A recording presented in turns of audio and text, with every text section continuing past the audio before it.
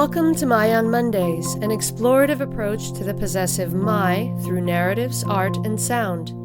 Each Monday brings a new creation and unique perspective. My on Mondays is brought to you by MING Studios, a contemporary art space and international artist residency program dedicated to the exhibition, experience, and exploration of arts and culture.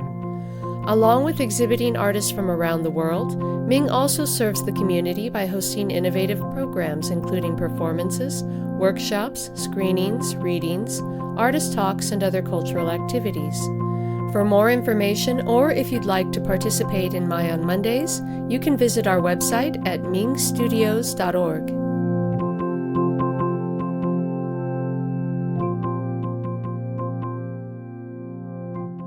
Hello and welcome to the 175th episode of My on Mondays.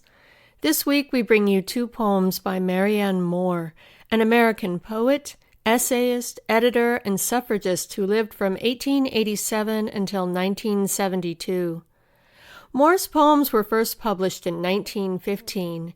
At the time, her poetry was considered innovative and was greatly admired by such poetry greats as Ezra Pound, T.S. Eliot, and Wallace Stevens, with whom she shared a friendship of many years.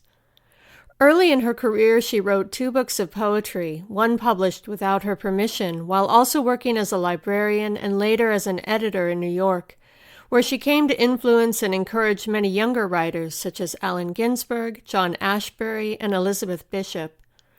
During her entire career, she received a number of prestigious awards including the Pulitzer, National Book Award, and the Bollingen Prize. She was also nominated for the Nobel Prize in Literature in 1968, the same year she won the National Medal for Literature at age 81.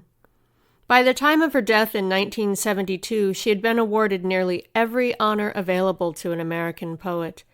And reading her tremendous work, it's easy to see why. Today, we're sharing 2 of her poems with you. The titles are The Fish and Sojourn in the Whale. The Fish. Wade through black jade. Of the crow-blue mussel shells, one keeps adjusting the ash heaps, opening and shutting itself like an injured fan.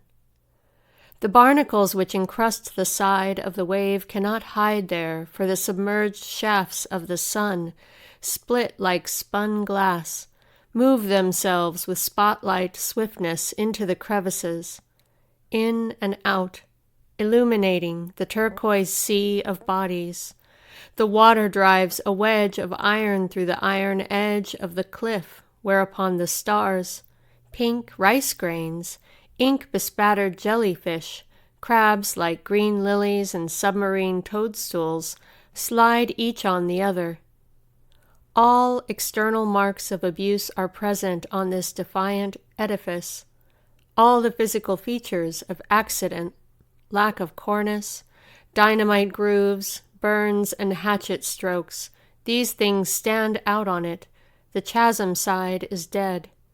Repeated evidence has proved that it can live on what cannot revive its youth. The sea grows old in it.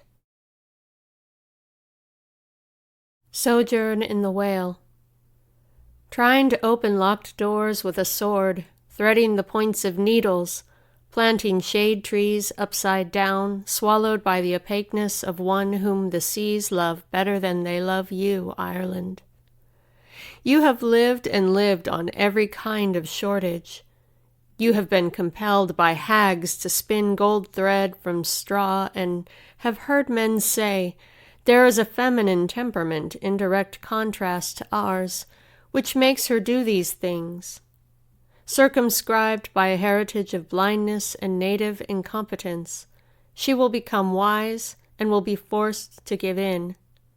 Compelled by experience, she will turn back. Water seeks its own level. And you have smiled. Water in motion is far from level. You have seen it when obstacles happened to bar the path, rise automatically.